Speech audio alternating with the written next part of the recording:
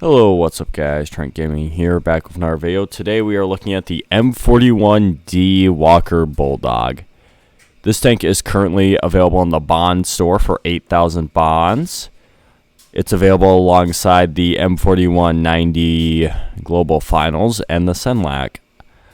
I have played all three tanks. I've played the Senlac most, but I really enjoyed the M41D. I got about, I'm almost done field modding it, so I figured, just like a lot of our tanks, I've been working on field mods lately for my tier 8 premiums, so I figured, hey, let's get the M41D talked about, because I had a couple of games in where I felt like I didn't completely play like garbage. Anyway, so the M41D is just the Taiwanese Bulldog. It's a fun tank. Start off with 100, very low alpha. 192 pen's actually the same as the IS6, I believe. Hold on. Where are you? I actually don't own an IS6 regular. I have an IS6B, so we'll pull up the regular IS6. Pen. Where is it? 196. So it has 4 less pen than a standard round on IS6, and I believe the IS6 has 217, and I think this thing has 227. Yep, 227 is the high end of it. So it's got about the same gun. Penetration-wise, it's got about the same gun as an IS6. So that makes it, it's kind of doable. Like, you can fight with it. Pretty good gun traverse. Really nice gun depression, especially given the fact that it is a Chinese tank. Really good DPM. Gun handling's amazing. Not very durable. Obviously, it's a light tank, so the armor isn't there. Really fast, though. I was really surprised by how fast it is. 70 forward. You can do a lot with that. Of course, you got pretty good view range with it. Concealment's awful. This thing has no concealment whatsoever. And I believe the thing's one of the lighter light tanks. Yeah, 25 tons. I feel like it's one... Actually, is it? Hold on, let's not talk out my backside. We have... Hold on, how do I do this again? We're going to add to comparison. Alright. Come on. That's the line we want to focus. We want tier 8...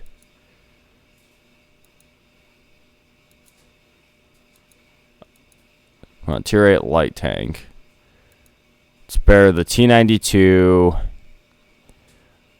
Let's compare it to the Hawk 30. Let's compare it to the 90 Bulldog 2 LT. Probably should compare it to the Senlac. And an even 90, because I think that's all you'll run into, really. So we're going to add all 6. It is actually, it's heavier than a Senlac. That makes sense. Lighter than Hawk 30. Kind of surprised there. It's lighter than LT. Hawk 30 is actually the heaviest boy out of them. So if you want to do a little ramming in your Hawk 30, that actually seems like an okay idea. Way heavier than T92. 2 tons heavier than the German Bulldog. And way, way, way heavier than the LC even 90. So actually, outside of the LT432, you got a decent case to ram things in it. Like, it's a good ramming tank. I mean, the only ones I wouldn't recommend ramming is a Hawk 30 and an LT432. Outside of that, you could ram pretty much every other premium light tank in the game, it looks like. So that's something I don't show in my replays, but something you should keep in mind.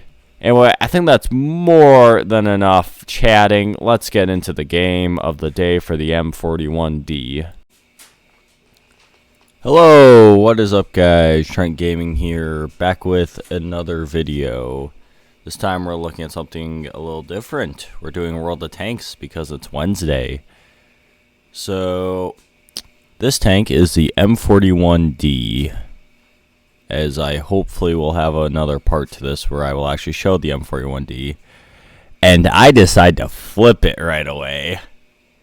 So this is obviously a great start to the game. Clearly showing my eliteness. And, I'm flipped on my side. I still spot an ELC even 90. But that is the problem. This tank is going up against an ELC even 90. So sometimes you just get really lazy with it. And then you're like, dur. But despite the fact that we start the game off like that, we're actually going to show why the M41D can be a decent performer still. It's currently in the bond store for 8,000 bonds. I got it for 8,000 bonds a decent time ago. I think I bought it I bought it this year. I think it was 5-6 months ago. But anyway, so just looking at the tank, it's a Bulldog. It's got nice DPM, nice HE shells, nice gold rounds, actually. It's actually not a bad tank in terms of shells. It's just the size of it makes the concealment really not great. And the other problem is this tank has to go up against ELC even 90s. And this thing is not a good match against them situationally. There's the situation where you can rush them and kill them. Yeah, it's great for that. A situation where you got a spot against one. The rest of the team doesn't have the best vision in the world. I mean, the Yag Tiger 88 right there obviously hit me, so he did all right for himself, I suppose. Leopard, the Burask could be a massive factor in this one as well. Lorraine 40T, depending on how he's using it. But, I mean, for a light tank, this isn't the worst matchup in the world. Yeah, there's some definite, oh, crap, I'm definitely overmatched here. Like, Burask and ELC even 90 are big catalysts of that, where it's like, this is really bad for the tank. So currently what we are doing, we are playing a very risky game of poke and see how well we can spot, because that's what needs to be done. Our goal has been, let's take this even 90. The goal right now is being patient and waiting for my team to get at that even 90. / get at him myself. It's kind of going to be a combined effort is what I have in mind. Of, hey, he can spot me out anyway. Why don't I just shoot him once or twice and make it easier for my team to get him? So currently the cap is being contended. Looks like a fairly... I wouldn't say even, but... Okay, now I'd say we have the advantage at cap, but... Ooh, excuse me, but... Yeah, just not the optimal matchup to start. And I keep requesting fire. Just fire at these people. Now, I am not the most patient player, but this battle I was trying my best to be a patient player. And then I see an opportunity to clap the even 90. And I'm like, he's still out. Let me finish him off. So we shut down the even 90, and now the game can actually start opening up for us. At this point, we haven't done a whole lot of damage. We got a little bit of spotting, not a ton. But this thing's kind of part-time damage dealer, part-time spotter. So it's like if you have both, at least an okay amount, it makes the tank feel pretty good. So we're popping up here, kind of playing the risk game here.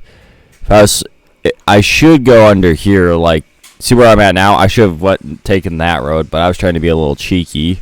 The Burask is on the other flank, so obviously it makes a huge difference. Because if the Burask was over here, I would have definitely died, and it would have been 1,500 combined instead of the actual result. And then at this point, I decide, you know what's fun? Sniping in a light tank. And then I see artillery and I get excited.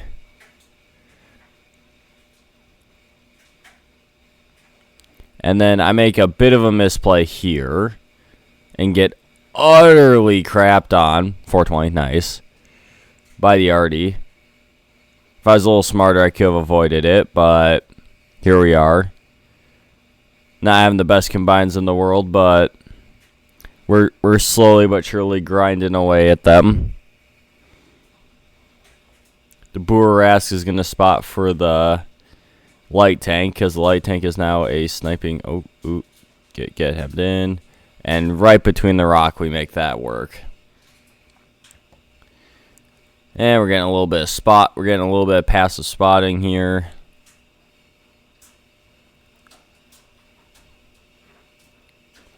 Driving in reverse. We're playing the hill game quite well right now. So now we're up to about 1,000 apiece, and this is what I consider an okay game. I wouldn't call it a great game, but I'm like, it's okay. Gonna hit the Emil 2. Don't get spotted because the Emil 2 is blind, is a bot. We're gonna hit him again, and the RD finishes him. And we get a little bit of spotting, so now 14-14. Balanced, as all things definitely should be. See a leopard PTA there. We hit him. We're having really good RNG, which is definitely helping us. And then we got the disappearance of an ISU. So now we're out of balance. We got 1,600 and 1,400. And the Yag Tiger decides to start going after. Oh, we fire in the dirt there. A misplay on my end. I should have manually aimed it, but I went goblin mode. And now I'm just playing. Now I'm just like, I'm gonna get around him and just shoot him at close range. Gonna secure the kill for our third kill. Now it's 17-19, and then we dodge the RHM Borsuk, and we just continue this run of solid plays. Oh, and we slightly overdrive. Another misplay on my end. I should have stopped. And now the Borsuk is getting farmed. And we don't quite finish the game in balance. We finished the game with 2,100 damage and 2,000 spotting. But, yeah, if you play this tank right, it can be quite the fun one. And that's what I wanted to illustrate. So thank you all for watching. Have a nice day. Like, comment, subscribe. Instagram and possibly Twitch in the description below. Have a great day and goodbye.